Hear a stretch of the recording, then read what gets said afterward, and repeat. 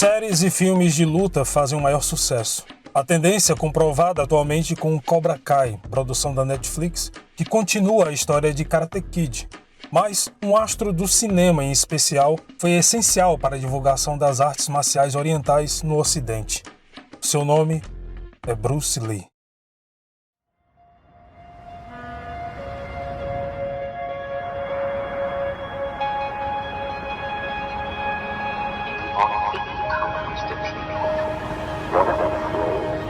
龙是不死的，因为龙从不离开水。水就像直觉，没有形状，无法把握，却有足以改变世界的力量。我相信直觉，它是每个人拥有的无限潜能。它告诉我，不要遵循规则，而要创造规则。不仅用脑思考，更要用心感受。这是我改变一切的秘密，这是我被你们永远记得的原因。只走直觉告诉你的路，那才是超越成功的路。你是否有勇气追随内心的勇敢？你是否有勇气只做你自己的你？让心如水，兄弟。也许有一天，你不需要用成功来定义，因为你已是变革者。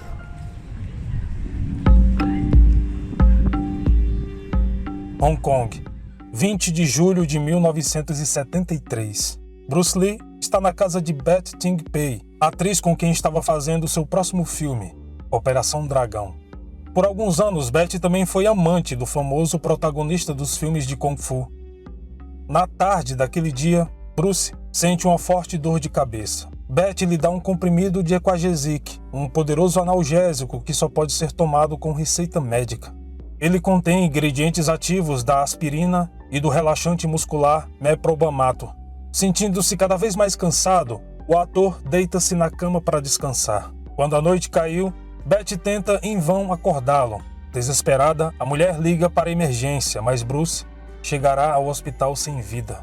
E assim, morre aos 32 anos de idade o homem que com seus filmes orgulhou os chineses em todo o mundo. Os médicos afirmaram que a causa da morte foi uma reação alérgica a um ou ambos os componentes do Equagesic. Mas, como acontece com todos os mitos, esta pode não ser a verdade final.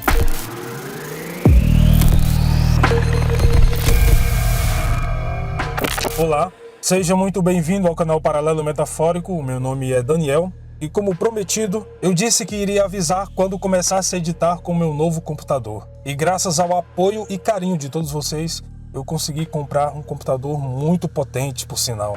Se você não for inscrito, se inscreva no canal, deixe o seu like, comentário e compartilhe este vídeo com seus amigos. Aqui na descrição, como sempre, você encontrará todos os links das redes sociais do canal, principalmente o nosso Instagram, @Paralelo Metafórico, bem como a nossa campanha do Apoia-se e os criadores do terror. Vamos ao vídeo de hoje. Bruce Lee nasceu em 1940, o ano do dragão, de acordo com o calendário chinês. Ele era filho de um casal que se mudou temporariamente para São Francisco. Seu pai, Li Hoixuan, era um cantor e ator conhecido na China. Sua mãe, Grace Hu, metade chinesa e metade alemã, foi adotada ainda criança por uma família muito rica.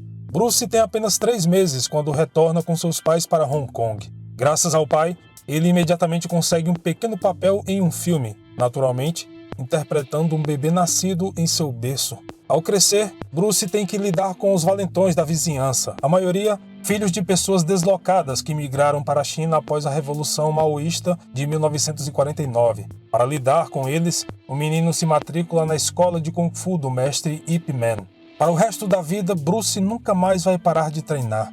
Ele também aprende um pouco de boxe ocidental. Mas, infelizmente, o pai de Bruce não gosta das confusões que ele arruma com valentões de gangues locais. Uma delas era conhecida como a Tríade, uma organização mafiosa que se enraizou em Hong Kong e que dedicava a maior parte do tempo a investir financeiramente nos esportes, fazendo apostas milionárias. Obstante a isso, aos 16 anos, Bruce já trabalhava regularmente no cinema local como figurante. e por isso repete vários anos da escola. Então, aos 19 anos, o pai de Bruce o mandou de volta para São Francisco para estudar em uma escola particular sob o olhar atento de um velho amigo da família.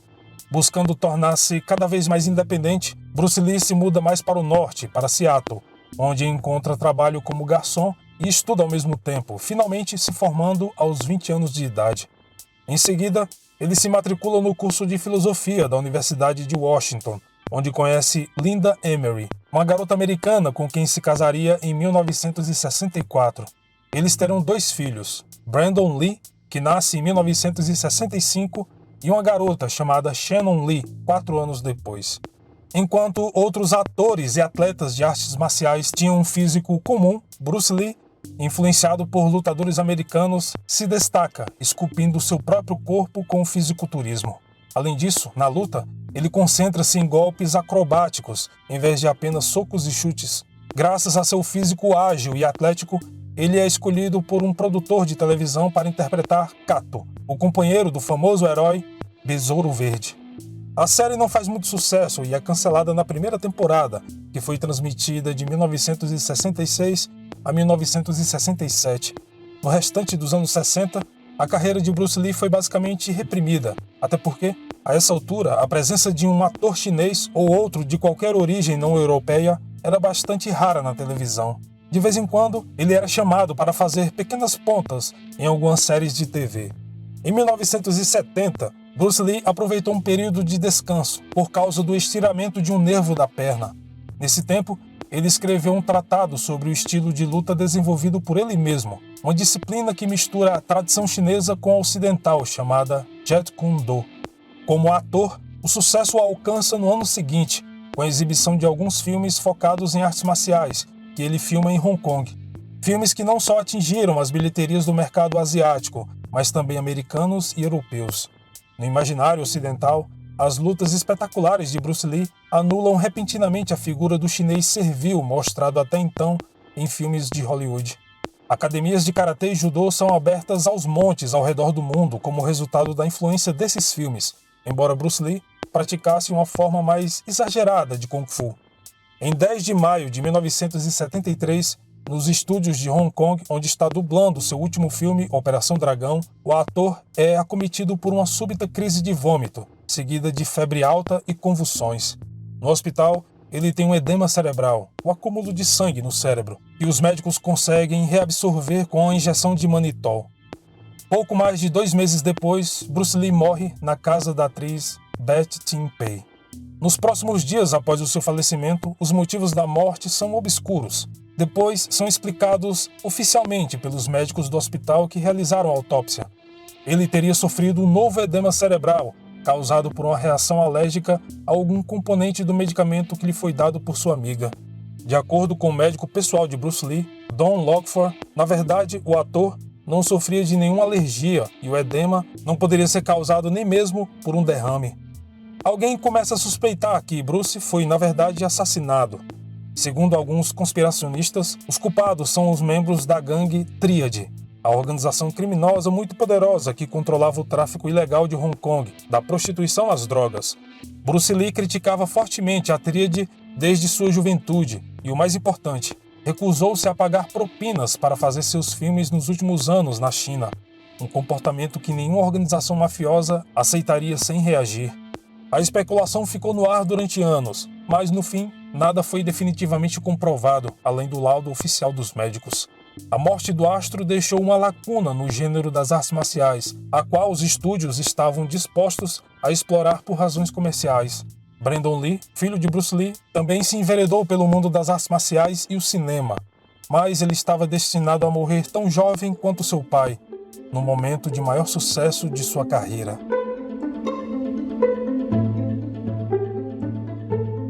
Este é o único chinês com cabelo loiro, disse Bruce Lee brincando sobre o seu primogênito Brandon Lee, que herdou os aspectos do norte da Europa de sua mãe, Linda.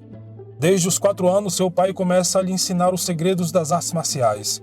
Quando Brandon inicia sua carreira de ator, ele trabalha em alguns pequenos papéis em Hollywood com o nome de Brandon Graham, o sobrenome de sua mãe, porque ele não queria se beneficiar da publicidade que derivaria de seu sobrenome paterno. No início dos anos 90, alguns produtores lhe ofereceram muito dinheiro para ele interpretar o seu próprio pai em um filme sobre sua vida, mas Brandon se recusou e disse que jamais voltaria a atuar novamente, pois não queria viver à sombra do legado de seu pai. Porém, Eliza Hutton, secretária de uma produtora de cinema, percebe as habilidades de atuação do jovem. Quando ela se torna sua namorada, o convence a voltar a atuar, porque, dadas as personalidades completamente diferentes, ninguém seria capaz de confundi-lo com seu pai. Em 1991, Brandon atuou com Dolph Lundgren no longa-metragem Massacre no Bairro Japonês, em que ele faz o papel de um policial contra uma gangue japonesa em Los Angeles. Apesar da fórmula de atores bombados lutando contra criminosos ser um reconhecido sucesso, o filme recebeu muitas críticas negativas. Entretanto, representou uma mudança na carreira do jovem ator, tanto que uma revista feminina nomeou Brandon Lee como o jovem ator mais sexy daquele ano. Em 1992, Brandon teve a chance de estrear a adaptação de uma história em quadrinhos pouco conhecida, chamada O Corvo. A história é sobre Eric Draven, um artista do rock que é morto e volta à vida por causa de um corvo sobrenatural. Ele volta à vida jurando vingança pelos homens que mataram e estupraram sua mulher. Em 1993, com 28 anos, ele começa as gravações do filme. Durante as filmagens, algumas coisas estranhas começam a acontecer. Brandon quase toca em alguns cabos de alta tensão que estavam expostos no set. Um carro que passava pela rua perde o controle e invade o estúdio de gravação, quase atingindo o ator. E mais, certo dia, ao sair tarde da noite, um tiroteio acontece nas proximidades de sua casa. Isso tudo parecia um sinal, e realmente era. Em 31 de março daquele ano, o personagem de Brandon Lee deveria ser morto por um tiro de uma pistola Magnum .44, empunhada pelo ator Michael Massey. Esse tipo de cena já havia sido filmada milhares de vezes nos estúdios com armas carregadas com balas de festim, mas desta vez uma pistola com balas de verdade foi usada e ninguém sabe como isso aconteceu. A produção e os demais atores demoraram a entender o que havia acontecido. Brandon foi atingido e rapidamente foi levado para o hospital gravemente ferido, mas infelizmente ele morreu 12 horas depois. Após a sua morte, tanto sua mãe quanto sua noiva apoiaram a decisão do diretor Alex Foyas a respeito da continuidade e término do filme. Eles acreditavam que o filme deveria sim ser exibido nos cinemas do país e do mundo. As cenas finais de Brandon, que deveriam durar somente mais 3 dias para serem finalizadas, foram concluídas com dublês e amigos pessoais.